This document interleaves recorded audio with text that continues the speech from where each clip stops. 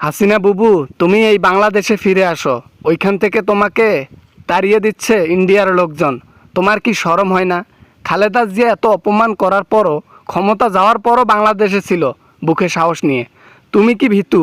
তুমি কি কাপুরুষের বউ যে তুমি বুকে যে মাথা নিচু করে পালাই গেছো? তুমি কি মনে করছো আমি কি পালাই গেছি? মনে করছো তুমি আমি দেশ ছেড়ে চলে গেছি? হ্যাঁ, দেশের বাইরে চলে গেছি, কিন্তু আমার রাজনীতি এখনো তোরা টের পাবা না। এখন টের পাবা না তোরা আমার রাজনীতি আমার কি রকম চাল চালে, দেখতে পাবা সামনের বার। পাওয়ার পাওয়ার করিও না। তোমার বাপের মুখের মধ্যে মুতিছে, তোমার মুখের মধ্যে মুতিছে। তুমি যে ব্যবহার করেছিলা বেড়াটা, ওইটা পর্যন্ত বাঙালি ছাড় দেয় নাই, ঠিক আছে? তুমি এই বাঙালির সাথে এবার লড়তে আসলে আয়নার ঘরের মধ্যে কেমন হার পাওয়া গেছে, তোমারও হারও খুঁজে পাওয়া যাবে না। আরে তুমি কি মনে করছো আমি আয়না ঘর তৈরি করছি? কেউ কি জানে? কেউ জানে না, সব গোপন তথ্য।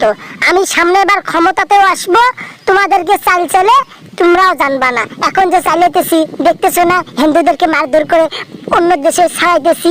তোমার চাল আর কাজে আসবে না রে হাসিনা। তুমি যত বড় চালবাজ হও না কেন, এখন ছাত্ররা এখন বুক পেতে দিতে শিখেছে, তারা মৃত্যুকে হাসিমুখে বরণ করতে শিখেছে। তার মানে বোঝো, সাহস লাগে।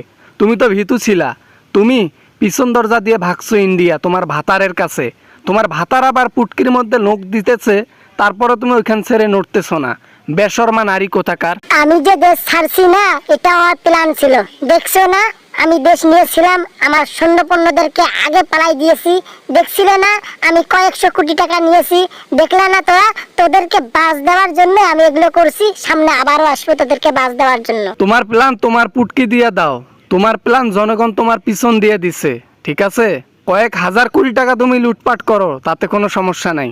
তুমি যে দেশে ফিরতে পারবা না এটা পাক্কা। আর তুমি পৃথিবীর কোনো দেশেই যাইতে পারবা না। প্রতিটা দেশ থেকে নিষেধাজ্ঞা আছে। তোমার মতো খুনিকে কেউ অ্যাকসেপ্ট করবে না। ঘুরে কোথায় আসা লাগবে? ওই বাংলাদেশের জেলে আসা লাগবে।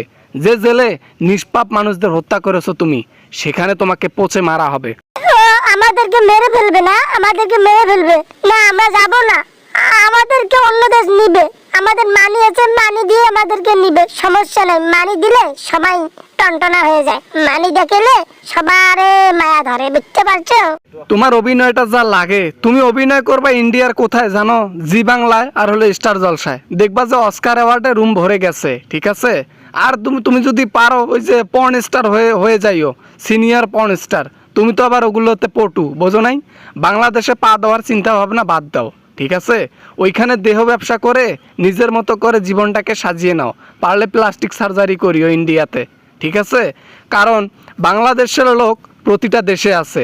তোমাকে যদি যেখানে পাবে না, সেইখানে তোমাকে বাস দেবে। ওই যে ইয়ালা ঝিকওয়ালা বাসগুলো আছে না, পিছন দিয়ে দেবে।